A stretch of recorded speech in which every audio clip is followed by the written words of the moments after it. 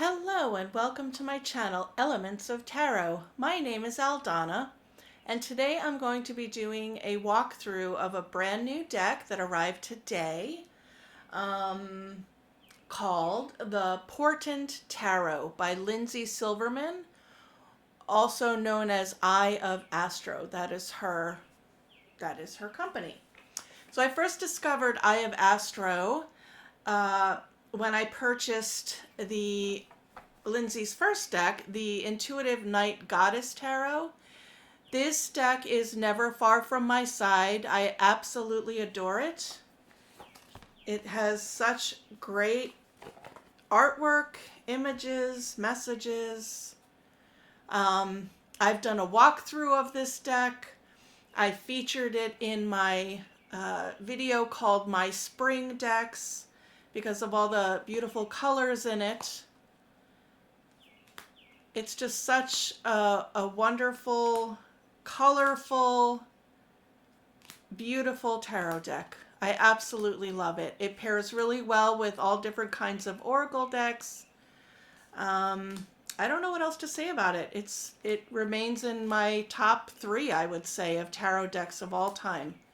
I love it. I love that she has changed the names of the majors, some of them. Look at that moon card. Isn't that beautiful?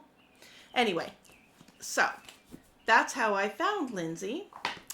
And then I was on Etsy the other day and I noticed, I don't know how I missed it, but I noticed that she had another tarot deck called the Portent Tarot. This deck is a bit of a departure from the lush, detailed illustrations of the Intuitive Night Goddess Tarot. This is very much a simple, pippy deck. There are no words on the cards. There are no numbers on the cards. They're black and white. The only color that you see is on the holographic edges, which are like blue and black and rainbow depending on what angle you're showing them in. This is the box that it comes with. Again, as simple can be, a minimalist deck of prophecy and insight. Lindsay Silverman. Okay. So it does come, that's the inside, a portal of importance. So Portent Tarot, port and tent, or ent. I don't know, I'm so bad about this stuff. Okay, so that's the box. This is the book. What I like about this is that, it got here about an hour ago. So I skimmed through the guidebook. She provides a mantra. There it is. That's the explanation. Portent, portal important, portal of importance. That's how she combined the letters to make portent. It also means an indication of, or omen of something about to happen, especially something momentous. Significance, premonition, foreshadow, sign, prophecy. It's actually the perfect name for a tarot deck. So she provides a little mantra to say before using your deck. She explains, I don't think she explains it here, but I read somewhere that she created this deck during the pandemic when she felt very much claustrophobic and just needed more space. So she created this deck. And then, it gives you tips on how to clear your deck, how to do a basic spread. She gives suggestions for 3-card spreads.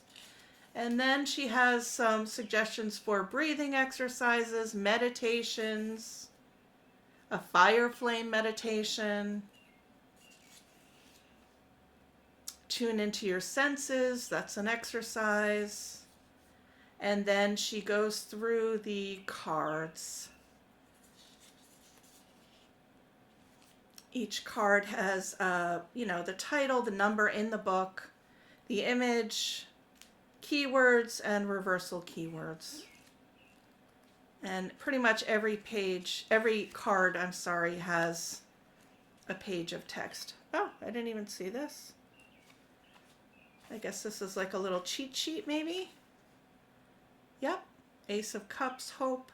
Ace of Swords, Calling. Oh, that's really clever. I like that. Okay. That's the guidebook. You are also able to purchase this lovely themed silky tarot cloth, which I did. And then Lindsay was kind enough to gift me the matching Portent tarot bag. This is a velvet drawstring bag, which I will keep my cards in. Okay, so let's look at the cards. These are the backs. Again, super simple.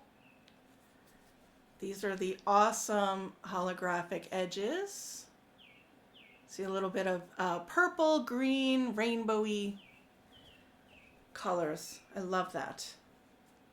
The cardstock, these are standard tarot size. It's a matte, smooth, like smoother, silky matte cardstock, similar to Intuitive Night Goddess Tarot. Maybe a smidge thinner. Maybe a smidge thinner. All right, I have them upside down. So let's go through them. As I mentioned before, there are no words or numbers on this deck. It's simply symbols that, if you know the Rider-Waite-Smith system, these should be pretty easy for you to pick up on. There were only a couple that I kind of struggled with, and I will point those out as I go through because they're quite similar. Okay, so this is our Fool card, which I love. It's amazing. Initially, I thought it might be the Sun, but no, it's the Fool. Then we have the Magician with the 4 elements, the Swords, the Wands, the Pentacles, and the Cups. So this is the High Priestess, one image of the moon that we see, but this is the crescent moon. Then we have the Empress, which again is pretty easy to recognize. This is the Emperor's staff. Here we have the Hierophant, also with his staff. Isn't that cute? The Lovers, 2 hearts. This one I didn't recognize right away. It's actually the Chariot. And then I guess the symbol is supposed to represent a crossroads. I also saw it as kind of a compass, maybe, like you're choosing what direction you want to go in. You're taking control. But either way, it works, and I understand what she was going with this symbol. So we have Strength, the Hermit. This is the spread cloth, which is the Wheel of Fortune. Then we have Justice, the Hanged Man, Death, Temperance, the Devil. Aren't these clever? Then we have the Tower, the Star, the Moon. Now this one is a little, I know now what it is. It resembles her depiction of the Pentacles. So I thought this might be the Ace of Pentacles, but it's not. This is the Moon, and you'll see as we get to the suits that the Pentacles have like this.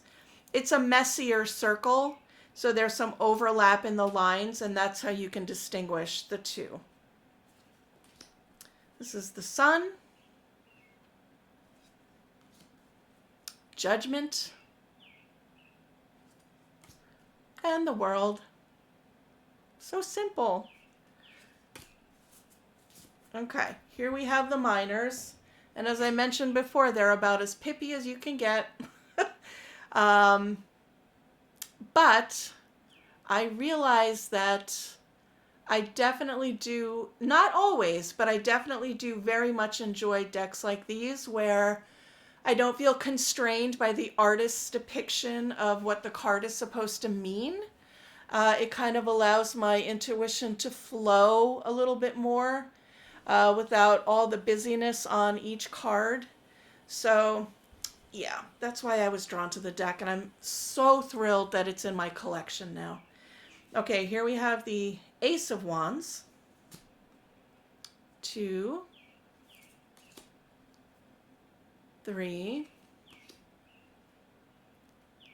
4, 5. So I do have other Pippish decks, and what those have tried to do is to somehow like maybe have these in different crisscrossing positions, which would indicate some sort of activity or struggle or conflict. Lindsay's chosen to just play it straight. So we have our 5 wands in a row. There's no hint. You have to really just kind of know what the cards mean. I will say that I do wish that, the numbers maybe 5 and above of each suit did have like a little number or something, because when I lay them out, I'm literally going 1, 2, 3, 4, 5, 6. Okay, 6. I'm counting in my head, and that might be a little distracting, or it might be brilliant in that it forces you to kind of slow down and just take everything in, because that's another guilty thing of mine where I kind of jump ahead too quickly without seeing the larger picture. So maybe she's a genius. All right, where were we? 1, 2, 3, 4, 7.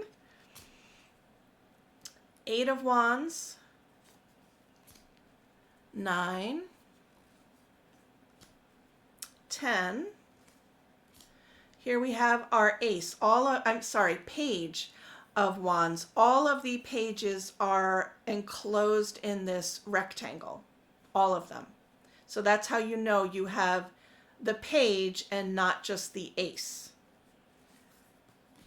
All of the knights are angled to the right in each suit. The queens are all embellished in some way.